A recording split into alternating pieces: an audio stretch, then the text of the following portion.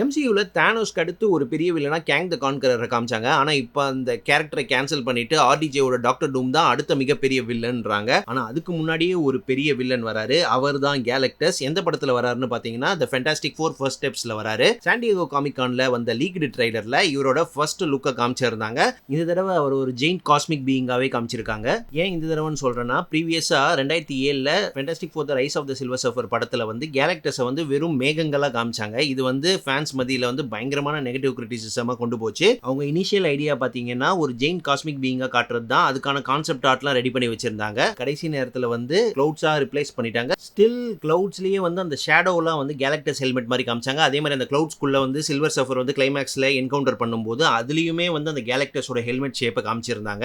இந்த படத்தோட கிரிட்டிசிசமால silver சர்ஃபரோட standalone மூவியும் cancel பண்ணிட்டாங்க. ஸோ இப்போ ஃபர்ஸ்ட் ஸ்டெப்ஸ்ல கேலக்டஸ் எப்படி காட்டுறாங்கன்னு வெயிட் பண்ணி பார்ப்போம். இந்த மாதிரி டெய்லி வீடியோஸ்க்கு சப்ஸ்கிரைப் பண்ணுங்க, ஃபாலோ பண்ணுங்க. பை.